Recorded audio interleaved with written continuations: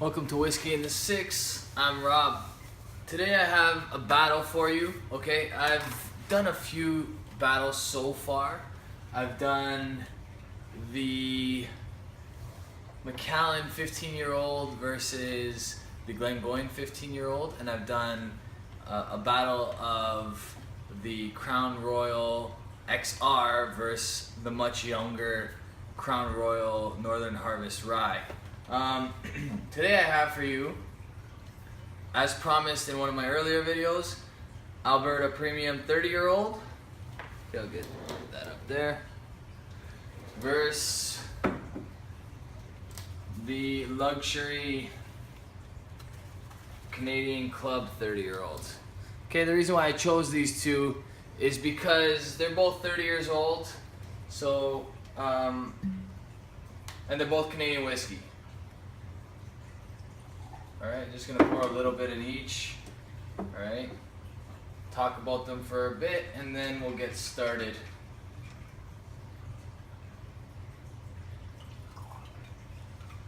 So many times when I go to film a video, there's so much that I wanted to say that I completely forget what to say. Sometimes I even forget what I was supposed to do as far as adding water or that sort of thing. So I do plan on drinking water in between the two to clear the palate. It's important because they're two different whiskeys we're dealing with. Okay, I just want to quickly go through what the differences are. As far as when they were released, they're not that far off. I think this one was 2008, the Canadian Club. Yeah, Canadian Club 30-year-old was bottled in 2008, and the Alberta Premium 30-year-old was bottled in 2013. So yeah, there's a 5-year difference between when they were bottled, but relatively in the same time frame. Okay, they were both in barrels for the majority of their life together. Okay, so not together, but you know what I mean, at the same time. The Canadian Club 30-year-old is a mix of malted rye, malted barley, regular rye grain, and corn. And the Alberta 30-year-old is 100% rye grain. Okay, I'm not sure if there's malted rye grain in there and regular rye grain. That's not really disclosed anywhere that I've looked, but it's 100% rye. Okay, so there are a ton of people out there seeking 100% rye. For whatever reason, rye hits their flavor profile, they enjoy it.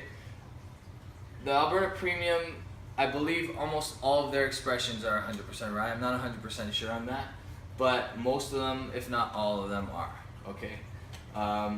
They have the Dark Horse, which is 90% rye with 10% sherry wine added to it, which in my opinion is blasphemy, but that's their choice, I guess. Again, we've talked about the rules of Canadian whiskey, how they can add 9 point something percent of their whiskey can be made up of other things. I really do hope that that rule, that law can be changed. Mark, who does Whiskey Whistle, a quick shout out to Whiskey Whistle, Mark's a really good guy, came up with a pretty cool idea actually. He said they should do something similar to what the Americans do, where they have their American whiskey and their bourbon whiskey. And bourbon whiskey is made one way, American whiskey can be made multiple ways. Okay, so bourbon whiskey has to have 51% corn whiskey inside of the bourbon whiskey, whereas American whiskey can be, rye, malted barley, it could be corn, it could be anything. Okay, it could be a mix of all those things. So that's what Canadian whiskey should do. Come up with something that has stricter rules, that can put Canada on the map as far as really taking their whiskey to the next level. Okay, eliminate this whole 9% rule where you can add 9% of anything else you want. A friend of mine came on the show earlier on when I just started Whiskey in the Six and said, It could be Panther. And the scary part is, obviously it's not going to be Panther, but it could be anything. It could be juice, apple juice, orange juice, maple syrup, sherry wine, any type of wine. It could be anything. It could be rum, all right? And that's not what we're looking for. When I hear Canadian whiskey, I want whiskey. I want something pure, homegrown, you know. And I think that I'm in the majority.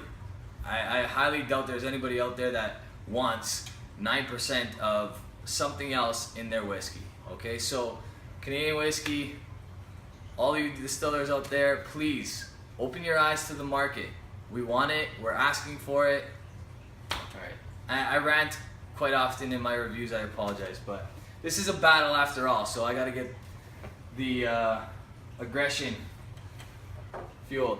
Anyway, I'm gonna start with the CC 30-year-old, take a sip of water, and then the Alberta Premium 30-year-old. All right.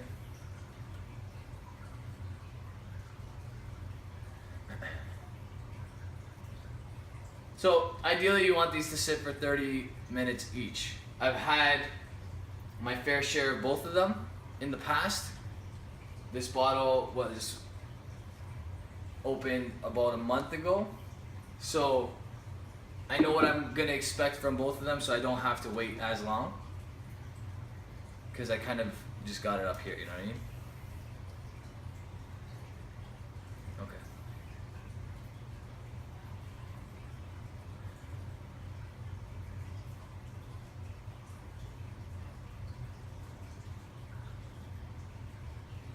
Okay, so you get your maple syrup. There's a buttery note on the nose. There's some oakiness.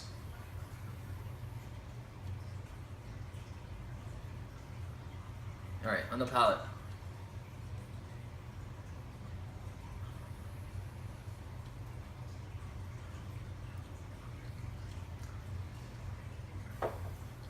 I know that smooth is not necessarily a word that should be a testament to good whiskey, but it does tell you sometimes how well aged a whiskey can be. And because Canadian Club 30-year-old blends then barrels, so they do their aging of their whiskey after they've blended their whiskey, which is very rare. As Dan Tullio put it when I asked him questions about the whiskey has an opportunity to marry in the barrel, and it's 100% true. It is, the 20-year-old and the 30-year-old are incredibly smooth. They are incredibly well balanced. Very minimal alcohol burn, if any. This one, honestly, there's hardly anything there. So I'm gonna take a sip of water. I'm not gonna go through a whole review of it because I've done that already. I just wanna tell you which one I think is better, okay?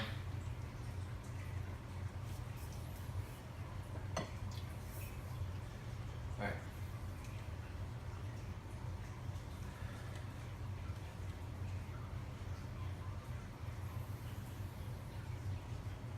Okay, so the Alberta Premium is a touch sweeter on the nose.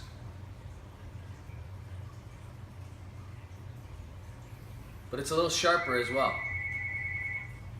My apologies for the phone ringing in the background.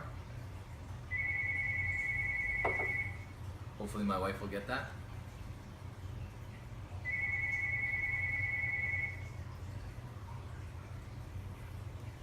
Okay, on the palate.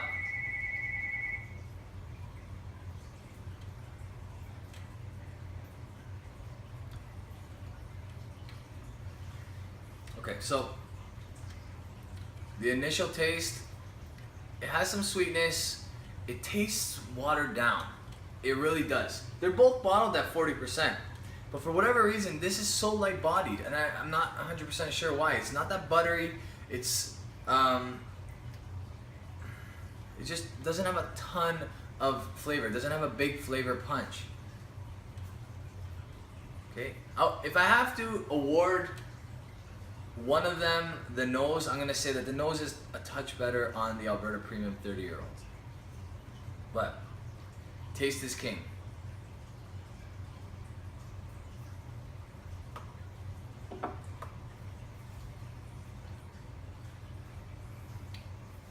Okay, I'm gonna do one more of each, but so far, I'm giving the edge to the Canadian Club. Very quickly, just a palate.